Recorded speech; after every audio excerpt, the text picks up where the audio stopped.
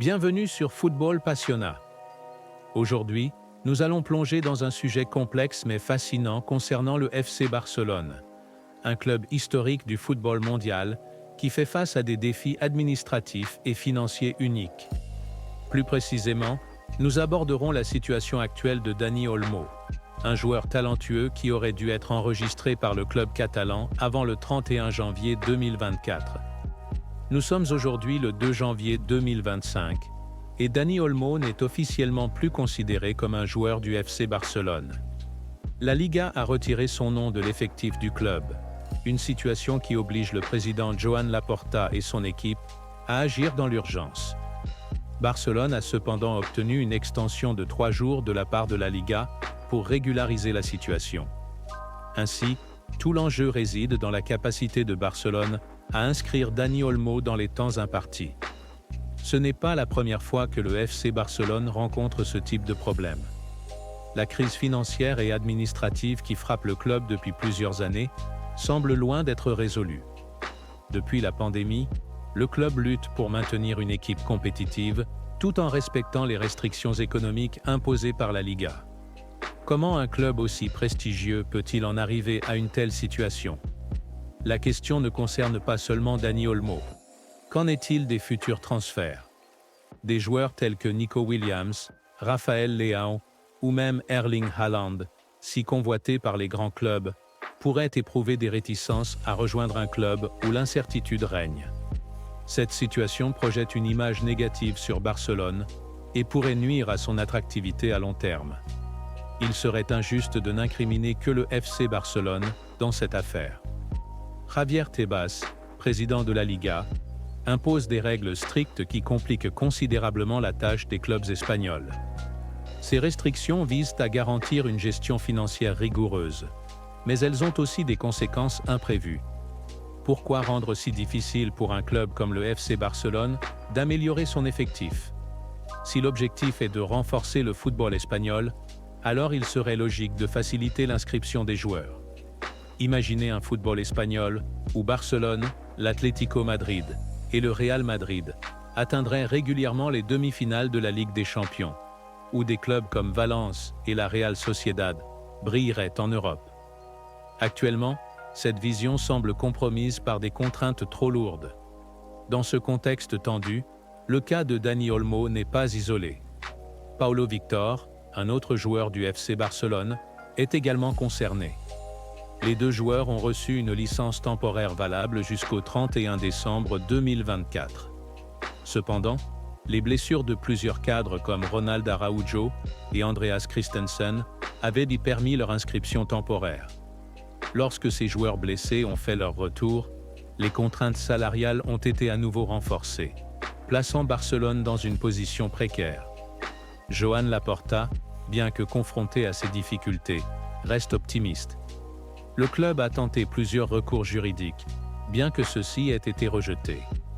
En parallèle, Barcelone cherche des solutions financières innovantes, comme un partenariat stratégique avec Nike et la vente des loges VIP du Camp Nou.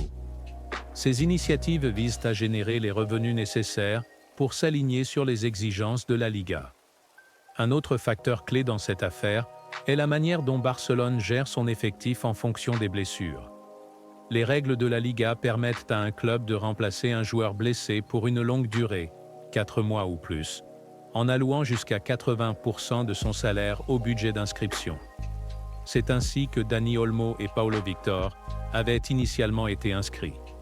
Cependant, le retour des joueurs blessés comme Araujo et Christensen a fait grimper les dépenses salariales, créant une nouvelle impasse.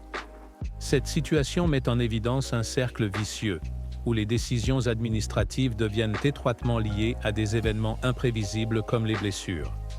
En marge de cette affaire, Frenkie de Jong, joueur emblématique du FC Barcelone, a partagé ses réflexions sur la situation actuelle. Dans une interview récente, il a exprimé sa déception face au manque de succès du club ces dernières années. Lorsqu'il a rejoint Barcelone en 2019, il s'attendait à une période florissante aux côtés de joueurs tels que Lionel Messi, Luis Suarez et Gérard Piqué. Cependant, la pandémie a changé la donne. Barcelone a vu son endettement exploser culminant à 1,2 milliard d'euros. Depuis, le club traverse une phase de reconstruction marquée par le départ de Messi en 2021 et une succession rapide d'entraîneurs. Frenkie de Jong est passé par plusieurs rôles au sein de l'équipe, mais il doit maintenant s'adapter à un nouveau poste, sous la direction de Hansi Flick. Malgré ces défis, le FC Barcelone conserve un immense potentiel. Le club commence à sortir de sa phase de reconstruction, et des joueurs comme Dani Olmo et Frenkie de Jong peuvent jouer un rôle crucial dans ce renouveau. Toutefois, pour maximiser son impact, De Jong doit s'épanouir dans son nouveau rôle offensif, en tant que numéro 10. Marquer davantage de buts et fournir plus de passes décisives pourrait non seulement améliorer les performances du club, mais aussi renforcer son propre statut dans l'équipe. Le FC Barcelone traverse une période critique, mais pleine de promesses. Cette situation met en lumière la complexité du football moderne, où les défis financiers, administratifs et sportifs sont intimement liés. Pourtant, c'est précisément dans ces moments de tension que les clubs historiques comme le Barça trouvent leur véritable essence. En regardant vers l'avenir, il est clair que des solutions innovantes et une vision stratégique seront nécessaires pour naviguer dans ces eaux tumultueuses. Les supporters, les joueurs et la direction du club doivent travailler de concert pour surmonter ces obstacles. La résilience du FC Barcelone est légendaire, et c'est dans l'adversité qu'il a souvent montré son plus grand éclat. Alors que nous observons ces développements, il est essentiel de rester optimiste. Dani Olmo, Frenkie de Jong et d'autres talents prometteurs peuvent devenir les piliers d'une nouvelle ère de succès.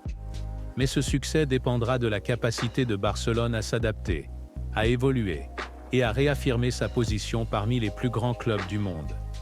Merci d'avoir suivi cette vidéo sur Football Passionnat. Si vous avez trouvé ce contenu intéressant, n'hésitez pas à aimer, commenter en donnant vos avis et vous abonner en activant la cloche pour rester informé des dernières nouvelles et analyses du monde du football. Votre soutien est précieux et nous avons hâte de vous retrouver pour de nouvelles discussions passionnantes. À très bientôt et Visca Barça!